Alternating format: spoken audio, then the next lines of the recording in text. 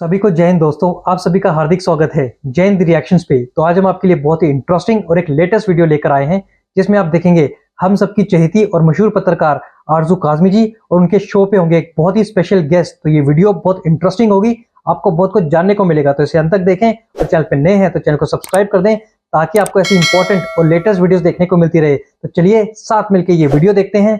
जय हिंद, जय भारत। हमें जी आज ज्वाइन किया है एम्बेसडर डॉक्टर अब्दुल बासित साहब ने। आप सब सर को जानते हैं, भारत में भी रह चुके हैं और इसीलिए खास नजर है भारत के ऊपर। और आज हम यकीनन कोशिश करेंगे कि सर को थोड़ा टफ टाइम दें। बहुत शुक्रिया सर कि आज आप आए। Thank you so much. Thank you very much for inviting me. I'm looking forward to having a tough time. Sure sir, I will try my best. तो चलिए। सर सबसे पहले तो सर आपने एक चंद्रयान पे आपने एक शो किया टीवी के ऊपर और उसमें आपने बुलाया जैद हामिद साहब को। अब जैद हामिद साहब ना तो साइंटिस्ट हैं, ना वो कुछ साइंस के बारे में कोई खास उनकी नॉलेज है। आम सिटीजन है जैसे मैं हूँ या और भी कोई हो सकता है। वो ज़्यादातर इंडिया बैशिंग के लिए मशहूर हैं। ज़्यादातर वो ग़ज़वा हिंद कर रहे होते हैं और अक्सर उनकी वीडियोज़ और उनकी ट्वीट्स वगैरह इसी किस्म की होती हैं। तो सर आपने उन्हीं को क्यों सेलेक्ट किया? आपने कोई किसी साइंटिस्ट को क्यों नहीं बुलाया पाकिस्तान से? कई लोग हैं जो इस फील्ड में काम कर रहे हैं और जो इनसे बेहतर रिप्लाई कर सकते थे। ये तो हर बात में ये कहेंगे नहीं ऐसा कुछ हुआ ही नहीं, भारत तो गया ही नहीं। जबकि चाइना हो या अमेरिका, सबकी नजर उस वक्त चंद्रयान पे थी, किसी ने नहीं कहा कि नहीं पहुंचे। सिर्फ जैद हामिद साहब का कहना था। नहीं, पहली बात तो ये आरजू, first of all thank you very much for having me on your channel. पहली बात तो ये है कि जैद हामिद साहब को मैंने सिर्फ इसलिए नहीं बुलाया था कि मैं उनकी राय लूं कि चंद्रयान मिशन जो है ये कामयाब हुआ या नाकाम हुआ। वो तो एक ज़ैली सवाल था, वो मैंने कर लिया और उन्होंने उसका जवाब दे दिया। लेकिन अगर आप वो पूरा मेरी कन्वर्सेशन देखें तो वो इस मिशन के बारे में नहीं था, उसमें तो हमने और बहुत से इश्यूज़ पे गुफ्तगू की है।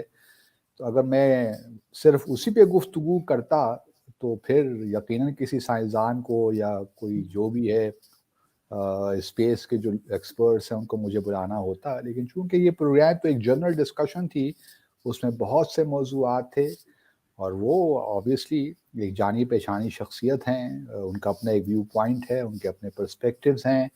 आप उनसे इख्तिलाफ कर सकती हैं, कोई इत्तेफाक कर सकती हैं, वो हर शख्स का अपना राय है। लेकिन किसी को आप ये नहीं कह सकते कि आप अपना जो हक है अपनी राय रखने का वो आपका हक नहीं है। तो मैं तो इसी तरीके से चीज़ों को देखता हूँ। बहुत सी चीज़ें हैं जिनसे मैं उनके साथ इत्तेफाक करता हूँ, बहुत सी चीज़ें इख्तिलाफ भी करता हूँ। लेकिन वो एक जनरल पॉइंट था, just to ask his opinion कि आप, बल्कि ओपिनियन भी नहीं, मैंने तो ये कहा था कि आपने अभी तक मुबारकबाद क्यों नहीं दी भारत को। तो जो उनका जवाब आया तो वो उनका अपना एक नुक्ता नज़र है। जी सर, और काफी नेगेटिव रहता है। जबकि सर बाकी दुनिया, बल्कि बाकी कई लोग, पाकिस्तान से भी लोग अब ये चाहते हैं कि भारत के साथ हमारे टर्म्स बेहतर हों। लेकिन वो हम ये भी चाहते हैं कि हमारी ही शर्तों पे हों। यानी अगर भारत ये कहता है कि जी हमें रास्ता दिया जाए ताकि हम अफगानिस्तान में जो है वो कुछ सामान पहुंचा सके उनकी मदद के लिए, तो वो हम रास्ता नहीं देते। लेकिन हम कहते हैं क्रिकेट खेलनी है, हमें स्पोर्ट्स करना है, हमें ट्रेड करनी है, लेकिन बाकी किसी चीज में हम कोई कंप्रोमाइज करने के लिए तैयार नहीं। हमारे यहाँ से बहुत बार लोग गए यहाँ से, जो हम नॉन स्टेट एक्टर्स कहते हैं, ये मैं नहीं कह रही सर, कई हमारे जो आर्मी चीफ रह चुके हैं उनकी वीडियोस मौजूद हैं, उनकी बुक्स मौजूद हैं, जिसमें उन्होंने कहा है कि हमने जिहादी तैयार किए, हमने कश्मीर में भेजे, हमने वहां पर गड़बड़ की। और उसके बाद हम ये भी चाहते हैं कि भारत हमारे सामने झुके, हम ना झुके, हम अपनी गलती मानते हैं और ना ही सही होने को तैयार हैं। ऐसा क्यों है सर? देखिए, ये भी आपका व्यू पॉइंट है और जिस ज़ाविये से आप चीज़ों को देख रही हैं, मैं शायद उस ज़ाविये से नहीं देखता, क्योंकि मैं तकरीबन 36 साल मैंने पाकिस्तान की रिप्रेजेंटेशन की है मुख्तलिफ ममालिक में, और ख़ास तौर पे भारत के साथ चूँकि मैं काफ़ी अरसे से इन्वॉल्व भी हूँ कुछ मामलात में, तो मैं थोड़ी बहुत आप कह लें कि अंदर की ख़बरें भी जानता हूँ। पाकिस्तान भारत का जो ताल्लुकात हैं बड़े कॉम्प्लेक्स हैं, और इसमें ये कहना कि पाकिस्तान ले तो लाल से काम ले रहा है, या हम भारत के साथ अमन नहीं चाहते, या हम ताल्लुकात को ख़राब रखना चाहते हैं, मेरे ख़्याल में ये ज़्यादती है एक लिहाज से। क्योंकि भारत को अगर आप देखिए तो भारत इस खित्ते में एक बड़ा मुल्क है تو جب آپ بڑا ملک ہوتے ہیں تو آپ کی ذمہ داریاں بھی زیادہ ہوتی ہیں. پہلے تو اس بات کا آپ جائزہ لے لیجئے کہ پاکستان بھارت کے تعلقات خراب ہیں کیوں. اگر 1948 سے آپ آنورڈز یا 47 سے اکتوبر 47 سے لے لیجئے تو جموں اور کشمیر ایک واحد تنازع ہے جو اس وقت ہمیں نظر آتا ہے. لیکن پچھلے 75-76 سالوں میں بہت سے اور بھی ایشوز ایڈ ہو گئے ہیں اس ہمارے بائلیٹرل ریلیشن شپ میں، جو اریٹینٹس کہہ لیجئے آپ، ایشوز کہہ لیجئے، لیکن بنیادی جو نقطہ ہے یا ڈسپیوٹ ہے وہ جموں اور کشمیر ہی کا ہے. اسی کی وجہ سے ہم نے 48 میں بھی جنگ لڑی، پھر اس کے بعد 65 میں بھی ہم نے جنگ لڑی. تو یہ تمام جتنی بھی ہماری میوچل عداوت ہے یا ہاسٹیلیٹی ہے اس کا شاخسانہ جموں اور کشمیر ہی ہے.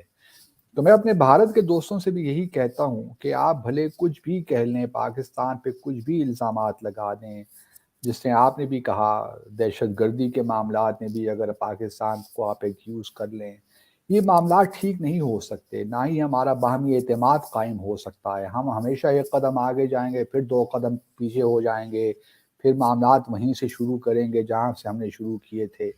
تو بہتر یہی ہے کہ بھارت جو ہے وہ پاکستان کے ساتھ سنجیدگی کے ساتھ بیٹھے اکراس دا ٹیبل اور جموں اور کشمیر کے تنازع کو کشمیریوں کی سیاسی امنگوں کے مطابق حل کرنے کی کوشش کرے. ورنہ یہ ریلیشن شپ جس طرح میں دیکھتا ہوں، میری جو اسیسمنٹ ہے اس کے مطابق یہ آگے بڑھ نہیں سکتا. جو کچھ بھی آپ کر لیں اس میں اب یہ کہنا کہ پاکستان نہیں کرنا چاہتا یا بھارت نہیں کرنا چاہتا، میرا ویو پوائنٹ یہ ہے کہ وقت آ گیا ہے کہ اگر ہم نے، جس طرح آپ نے کہا کنیکٹیویٹی پاکستان نہیں دیتا بھارت کو، اس کی وجوہات ہیں کہ ہم کیوں نہیں بھارت کو ایکسیس دیتے افغانستان پہ. جب میوچل ہاسٹیلیٹی ہوتی ہے، باہمی اعتماد نہیں ہوتا. مثال کے طور پر آپ کو میں مثال دوں کہ اگر ایک ٹرک یا کنٹینر سامان لے کر آ رہا ہے بھارت کا، ایکسپورٹ جا رہی ہے تھرو پاکستان واگا کے تھرو، اور وہ لاہور سے آتے آتے پشاور پہنچتی ہے، وہ خدا نہ خواستہ اس دوران اس کنٹینر کے ساتھ کچھ ہو جاتا ہے، کوئی قتل ہو جاتا ہے، کوئی بام ایکسپلوڈ ہو جاتا ہے، کوئی ایکسیڈنٹ ہو جاتا ہے، کچھ اور چیز ہو جاتی ہے، تو اس کے ریپرکشنس کیا ہوں گے آپ بھی جانتے ہو، میں بھی جانتا ہوں. تو جب تک ایک میوچل ٹرسٹ قائم نہیں ہوتا اس وقت تک اس قسم کی جو چیزیں ہیں کنیکٹیویٹی کی، ریجن انٹیگریشن کی، یہ سارے ہماری خواہشات تو ہو سکتی ہیں لیکن ان کو آپ امپلیمنٹ نہیں کر سکتے. نقطہ یہ ہے کہ کیا بھارت سنجیدہ ہے جموں اور کشمیر کے تنازع کو حل کرنے کے لیے؟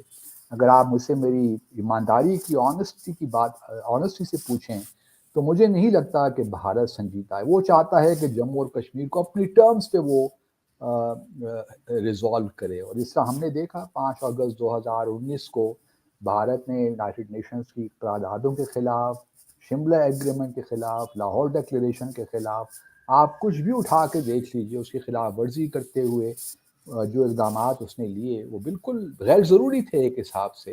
اور اگر بھارت کو اب بھی یہ ایک ایروگنس یا ہوبرس ہے اور اعتماد ہے کہ وہ جموں اور کشمیر کے معاملات کو اس طرح ٹھیک کر لے گا، تو دیکھتے ہیں. آئیے تو اب کشمیری خود بتائیں گے کہ انہوں نے آیا ایکسیپٹ کیا کہ نہیں کیا، اور وہ اپنی جدوجہد کو کس طرح آگے لے کر جانا چاہتے ہیں. لیکن سر ہم نے تو یہ دیکھا کہ وہاں پہ ڈیولپمنٹ ہو رہی ہے. جس وقت 370 اور 35A ہٹایا گیا تھا تو پاکستان کی طرف سے کوئی بات نہیں کی گئی. عمران خان کی گورنمنٹ تھی اور بالکل خاموش رہے، کسی قسم کا کوئی بات یا کوئی سخت قسم کا سٹیٹمنٹ یا کچھ نہیں کیا، سوائے اس کے کہ ہاں ٹھیک ہے ہر فرائیڈے کو وہ کہتے تھے 5 منٹ کے لیے کھڑے ہو جائیں، اور اس قسم کی چیزیں ہوئی. اس سے زیادہ کچھ نہیں. ساتھ ساتھ جو ہمارے آرمی چیف تھے پہلے باجوہ صاحب، انہوں نے بھی کہا کہ ہم 10 سے 20 سال کے لیے جو ہے یہ کشمیر ایشو کو سائٹ پہ رکھ دیں اور اس کے بعد بھارت سے باقی چیزوں میں بات کریں، چاہے وہ ٹریڈ ہو یا کچھ بھی. بھارت نے سر وہاں پہ جو ڈیولپمنٹ شروع کی ہے جس میں بہت سی گلف کنٹریز کا بھی ہاتھ ہے اور وہ بھی ان کی مدد کر رہے ہیں، تو وہ دیکھ کر تو یہاں کے جو ہماری سائڈ پہ جو کشمیر ہے وہاں کے لوگ بھی کہتے ہیں کہ جی ہم نے تو بھارت کے ساتھ مل جانا ہے کیونکہ وہاں پر اتنا کچھ ہو رہا ہے اور ہمارے یہاں تو جو روڈز ہیں وہ تک صحیح نہیں بنی ہوئی. تو ہم نے دیا کیا ہے اپنی سائڈ پہ کشمیریوں کو؟ اور جہاں تک آپ قرارداد کی بات کر رہے ہیں یونائٹڈ نیشن کی، تو سر اس میں تو لکھا ہے کہ پاکستان اپنا حصہ خالی کرے، اپنی فوجیں باہر نکالے، اس کے بعد ہی وہاں پر ریفرنڈم ہوگا یا اس کے بعد ہی لوگوں سے پوچھا جائے گا کہ کس کے ساتھ رہنا ہے یا کہاں جانا ہے. تو پاکستان تو فوج ہی نہیں نکالتا باہر. اچھا، آپ نے 2 سوال کیے.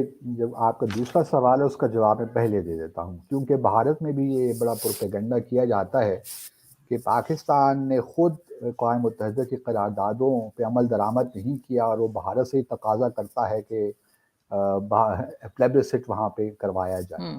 देखिए, जिस करारदाद का आप रेफरेंस दे रही हैं, ये 13 अगस्त 1948 की करारदाद है, United Nations commission for India and Pakistan. ये याद रहे कि यूनाइटेड नेशन सिक्योरिटी काउंसिल की करारदाद नहीं है, जो United Nations commission for India and Pakistan UNCIP की करारदाद है 13 अगस्त 1948 की। इसमें बिल्कुल आप ठीक फरमा रही हैं कि कहा गया था कि पाकिस्तान आज़ाद जम्मू और कश्मीर से अपनी फ़ौजों को और जो भी ट्राइबल्स वहाँ थे उनको वहाँ से विड्रॉ करे। लेकिन पाकिस्तान ने कभी भी इस रेजोल्यूशन को, अगर आप पूरा UN का सिक्योरिटी काउंसिल का रिकॉर्ड पढ़ें, पाकिस्तान ने कभी भी इस रेजोल्यूशन को तस्लीम नहीं किया। हमारे बहुत से तहफ़्फ़ुज़ात थे इसके बारे में, इसलिए हम दोबारा यूनाइटेड नेशन सिक्योरिटी काउंसिल वापस गए कि जी हमें ये मंजूर नहीं है, क्योंकि यूं ही हमने अपनी विड्रॉ की तो हमें ये खदशा है कि भारत दोबारा आज़ाद जम्मू और कश्मीर पे कब्जा कर लेगा। तो उसके बाद बहुत सी प्रपोजल सामने आई और eventually United nation security council ने एक रेजोल्यूशन पास की। यूनाइटेड नेशन सिक्योरिटी काउंसिल की मैं बात कर रहा हूँ।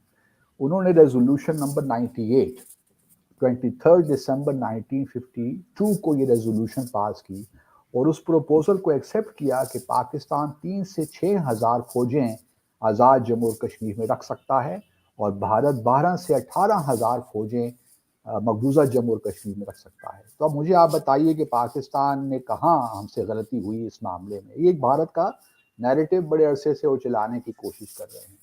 जहाँ तक आपका पहले सवाल के ताल्लुक है, मैं इससे भी एग्री नहीं करता। अगर मकबूजा जम्मू और कश्मीर में इतनी ही डेवलपमेंट हो रही है, इतने ही हालात अच्छे हैं, तो देखिए 2-3 चीज़ें तो भारत को फौरी तौर पे कर लेनी चाहिए। एक तो वहाँ पे जो स्टेट हुड की जो डिमांड है कश्मीरियों की, उसको रेस्टोर कर देना चाहिए। वहाँ पे इंतखाबात फौरी तौर पे करवा देने चाहिए। अगर लोग इतनी ही डेवलपमेंट हो रही है, लोग बहुत खुश हैं, तो ये सारे काम वो करवा दें, इंतखाबात वहाँ पे करवा दें। इतने ही लोग खुश हैं तो फिर ये जो फौजें वहाँ पे 8 से 9 लाख सिक्योरिटी फोर्सेस हैं, उनको वहाँ से विड्रॉ करवा दें। इतने ही लोग वहाँ पे खुश हैं तो फिर जो हुर्रियत की लीडरशिप है उनको रिहा कर दें।